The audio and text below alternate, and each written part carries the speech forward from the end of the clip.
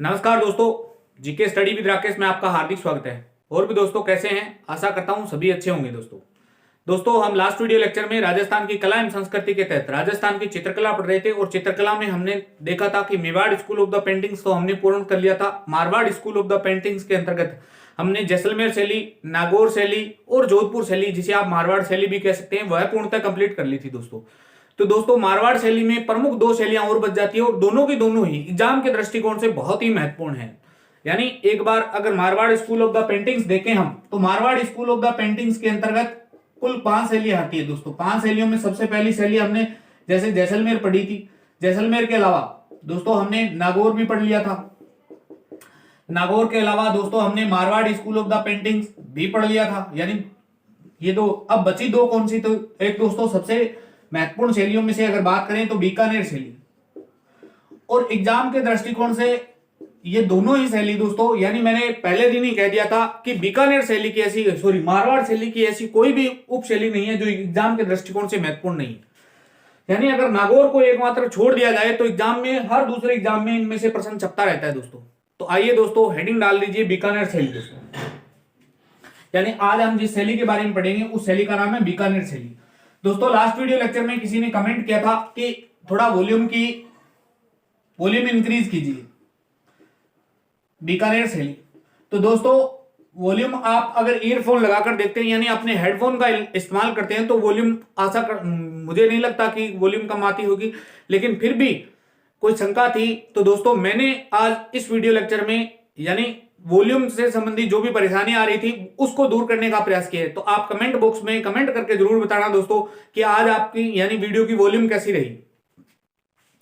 तो अब देरी नहीं करते दोस्तों, बीकानेर शैली पे आते हैं फटाफट। इससे संबंधित क्या प्रश्न पूछे जा सकते हैं दोस्तों? बीकानेर शैली एक विवादास्पद शैली है दोस्तों। इसमें 2 प्रश्न पूछे गए जो विवादास्पद है। अब कैसे क्या विवाद है, पूरा अगर वीडियो देखेंगे तो आपको पूरा समझ में आ जाएगा दोस्तों। पहली बात तो दोस्तों बीकानेर शैली का एक उपनाम है। बीकानेर शैली को ऊंटों की चित्रकला कहते हैं। ऊंटों की चित्र शैली, यानी सीधा प्रश्न पूछ लेगा कि किस शैली का उपनाम ऊंटों की चित्र शैली है, तो किस शैली का नाम आ जाएगा? बीकानेर शैली का दोस्तों। तो दोस्तों वैसे भी आप गैस कर सकते हैं कि उस्ता कला कहां की फेमस है। उस्ता कला बीकानेर की फेमस है। उस्ता कला का मतलब क्या होता है? ऊंट की खाल पर सोने की नक्काशी का चित्रण करना दोस्तों। अब दोस्तों वही हमारा पढ़ने का ट्रेंड है। बीकानेर शैली का सबसे पहली बात तो देखेंगे हम आरंभ काल, यानी कब ये बीकानेर शैली आरंभ हुई दोस्तों।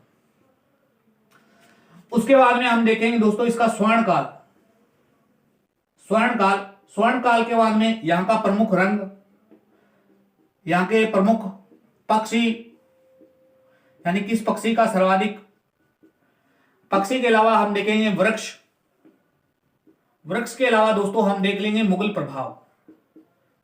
प्रभाव। अगर इन 5-6 बिंदुओं पर आप 3 बिंदु याद रखेंगे और मुगल प्रभाव से भी मुक्त होगी दोस्तों सुजान सिंह के काल में, तो एक बार इतना देख लेते हैं। 5-6 बिंदु है, इनको कंप्लीट कर लेते हैं दोस्तों। तो दोस्तों आरंभ हुआ था, बीकानेर शैली का आरंभ हुआ था 16वीं शताब्दी में। यानी कब हुआ? तो 16वीं शताब्दी में। किसके काल में हुआ दोस्तों? तो बीकानेर शैली का आरंभ हुआ था राय सिंह के काल में। राय सिंह के काल में हुआ था। और दोस्तों ये प्रश्न वनपाल 2015 की भर्ती में पूछा हुआ प्रश्न है। अब मैं ये क्यों बता रहा हूं, अभी 2 मिनट में आपको समझ में आ जाएगा दोस्तों। यानी बीकानेर शैली का आरंभ काल किसके समय का है? तो दोस्तों बीकानेर शैली का आरंभ काल है राय सिंह के काल। अब दोस्तों पूछता है स्वर्ण काल, तो दोस्तों स्वर्ण काल है अनूप सिंह का काल। यानी जब लाहौर से उस्ता कला यहां जाएगी, हनी पूछता है जो पूरा परिवार लेकर यहां आ जाएंगे और उस्ता कला की शुरुआत हो जाएगी, तो उनका काल क्या कहलाता है? स्वर्ण काल कहलाता है। यानी ये सब घटनाएं अनूप सिंह के काल की थी दोस्तों। रंग कोई इंपॉर्टेंट नहीं है दोस्तों, 3 रंग है, हरा है, पीला है और बैंगनी है। तो याद रख लेना, हरा, पीला और बैंगनी। हरा, पीला और बैंगनी दोस्तों, कोई इंपॉर्टेंट नहीं है। पक्षी है दोस्तों, पक्षियों में जैसे कौवा है, मोर है, ये सब पक्षी है। मोर, कौवा। वृक्ष दोस्तों, वृक्ष याद रखो तो रख लेना, आम का वृक्ष है, लेकिन हम जब पढ़ेंगे आमेर शैली तो उसमें भी आएगा दोस्तों। ये सब कॉमन बातें हैं ये तो।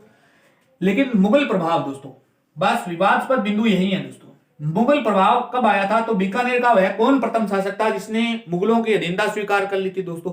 तो बीकानेर का शासक था, आप सभी जानते हैं दोस्तों, कल्याण सिंह था। यानी बीकानेर के शासक का नाम था कल्याण सिंह। अगर कल्याण सिंह ऑप्शन में नहीं है तो आप उत्तर राय सिंह भी मार सकते हैं। अगर दोनों ऑप्शन में है तो दोस्तों कल्याण सिंह उत्तर सही माना जाएगा। क्यों माना जाएगा? क्योंकि कल्याण सिंह वाला प्रश्न है दोस्तों, ये थर्ड ग्रेड टीचर में पूछा जा चुका है। यानी थर्ड ग्रेड की भर्ती में ये प्रश्न पूछ लिया कि बीकानेर शैली में मुगल प्रभाव किस शासक के समय आया था। दोस्तों दोनों ऑप्शन में थे तो उत्तर सही माना गया था कल्याणमल। कल्याण सिंह, कल्याण नहीं, कल्याणमल है दोस्तों।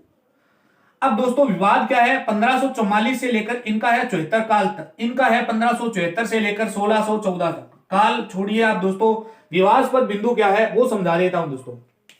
अब दोस्तों एक भर्ती प्रतियोगी परीक्षा में यह प्रश्न पूछा गया कि बीकानेर शैली का आरंभ किसके काल में हुआ? राय सिंह के काल में। और एक थर्ड ग्रेड की टीचर में यह पूछ लिया गया कि बीकानेर शैली पर मुगल प्रभाव कल्याणमल में। अगर मुगल प्रभाव कल्याणमल के समय आया था तो दोस्तों राय सिंह के काल में फिर आरंभ कैसी हुई? क्योंकि ये तो कल्याणमल का बेटा है दोस्तों, राय सिंह। यानी ये दो विवादास्पद बिंदु है, ये समझ में नहीं आ रहे, लेकिन जो भी प्रतियोगी परीक्षा में पूछा हुआ प्रश्न है दोस्तों, इसलिए आप यही उत्तर मानेंगे। यानी अगर रिपीट होता है तो आप ये उत्तर ठोक सकते हैं दोस्तों, ये उत्तर सही माने जाएंगे। तो ये है बीकानेर शैली दोस्तों। आई होप आपको ये विवाद समझ में आ गया। आरंभ काल पूछे तो राय सिंह ठोकना दोस्तों। राय सिंह बनपाल 2015 का पेपर चेक कर लेना, उसमें ये प्रश्न पूछा हुआ है।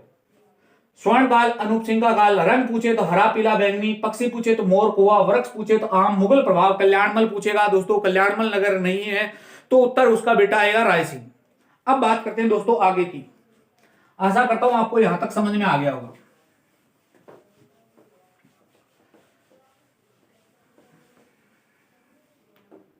दोस्तों बीकानेर शैली में आगे क्या पढ़ेंगे? हम आगे पढ़ेंगे कि ये मुगल प्रभाव से मुक्त कब हुई।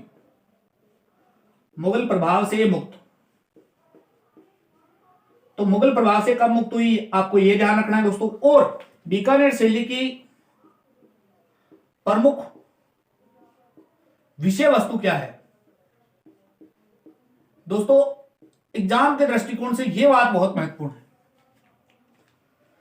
मुगल प्रभाव से मुक्त हुई थी दोस्तों, यहां का शासक आएगा सुजान सिंह। सुजान सिंह के काल में ये स्वतंत्र हो गई थी। यानी बीकानेर शैली स्वतंत्र किसके काल में हुई थी दोस्तों? सुजान सिंह के काल में हुई थी। यानी मुगल प्रभाव से मुक्त कब हुई? तो सुजान सिंह के काल में हुई थी दोस्तों। स्वतंत्र नहीं कहेंगे आप, यूं कहेंगे मुगल प्रभाव से मुक्त।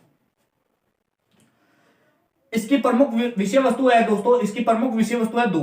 एक तो है दोस्तों मथेरना कला, वेरी वेरी इंपॉर्टेंट है दोस्तों मथेरना। मथेरना कला एक कला है, उस्ता कला।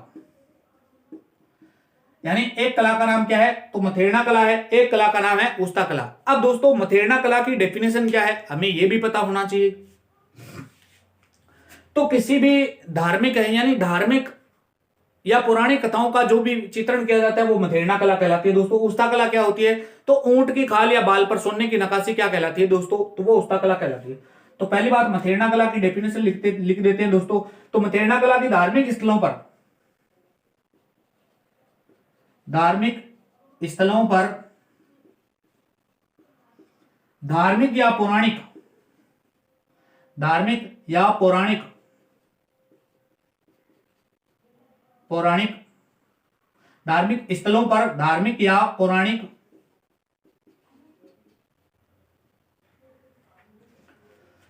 भित्ति चित्र जो किए जाते हैं दोस्तों वो किस में आते हैं? मथेरना कला के अंतर्गत आते हैं दोस्तों। इस मथेरना कला, अब दोस्तों थोड़ा सा एग्जामिनर डीप घुमाकर प्रश्न पूछ सकता है दोस्तों। मथेरना कला दोस्तों किससे संबंधित है, यानी किस धर्म से संबंधित है? तो ये जैन धर्म से संबंधित है दोस्तों। यानी कौन सी कला जैन धर्म से संबंधित है? तो मथेरना कला। यानी प्रश्न सीधा आ जाएगा कि बीकानेर शैली की कौन सी कला जैन धर्म से संबंधित है? तो बीकानेर शैली की मथेरना कला जैन धर्म से संबंधित है दोस्तों। अब दोस्तों यह भी प्रश्न पूछा जा सकता है कि बीकानेर शैली की आरंभिक कला कौन सी थी? तो ये बीकानेर शैली की आरंभिक कला है दोस्तों। बीकानेर शैली की आरंभिक पूछे या प्रारंभिक पूछे, यानी स्थानीय कला दोस्तों अगर पूछे तो यही है दोस्तों। अब बात करते हैं दोस्तों उस्ता कला की। तो उस्ता कला क्या है? तो उस्ता कला दोस्तों ऊंट के बालों पर सोने की ऊंट के बालों पर या खाल पर सोने की नक्काशी करना क्या कहलाता है दोस्तों? तो उस्ता कला कहलाता है दोस्तों। अब दोस्तों अगर आप ये वीडियो देख रहे हैं तो दोस्तों उस्ता कला के बारे में मैं ज्यादा डिटेल नहीं बताऊंगा, क्योंकि उस्ता कला एक अलग चैप्टर है दोस्तों। यानी उस्ता कला को पढ़ाने में 20-25 मिनट लग जाते हैं। तो उस्ता कला दोस्तों मैंने राजस्थान की लोक कलाएं नाम का टॉपिक डाल रखा है, प्ले लिस्ट में जाकर देख सकते हैं। प्ले लिस्ट में लोक कलाओं में उस्ता कला एक पूरा चैप्टर है दोस्तों। इसको विधिवत तरीके से पढ़ाया गया है, यानी एक एक बिंदु के बारे में बताया गया। ये उस्ता कला कहां से आई, किसके काल में आई, इसका कौन पहला यानी कलाकार था, तो ये सब सारी बातें, कौन ऐसा कलाकार था जिसको इनाम भी मिल चुका है, तो ये सारी बातें मैंने उस्ता कला का वीडियो डालकर यानी सेपरेट वीडियो डालकर पूरी करवा चुका हूं। तो आप वो वीडियो देख सकते हैं अगर आपने वो नहीं देखा। तो ये दो बिंदु और याद रखने हैं दोस्तों। मुगल प्रभाव से मुक्त, तो पहला मुगल प्रभाव से मुक्त का उत्तर क्या आएगा? सुजान सिंह।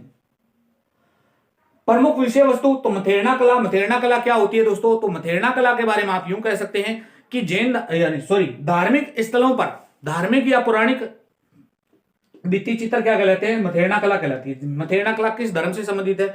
तो मथेरना कला जैन धर्म से संबंधित है और बीकानेर की स्थानीय कला है। उस्ता कला ऊंट के बालों पर खाल या सोने की नक्काशी करना, यानी ऊंट के बाल या खाल पर सोने की नक्काशी उस्ता कला है। उस्ता कला के बारे में सेपरेट वीडियो पड़ा है दोस्तों, आप वहां जाकर देख सकते हैं। तो दोस्तों आज हम बीकानेर शैली को यहीं तक पढ़ते हैं, आगे वाला भाग अगली वीडियो में कंटिन्यू करेंगे। यह वीडियो आपको कैसा लगा लाइक शेयर कमेंट करके जरूर बताना। मिलते हैं नेक्स्ट वीडियो में। जय हिंद जय भारत।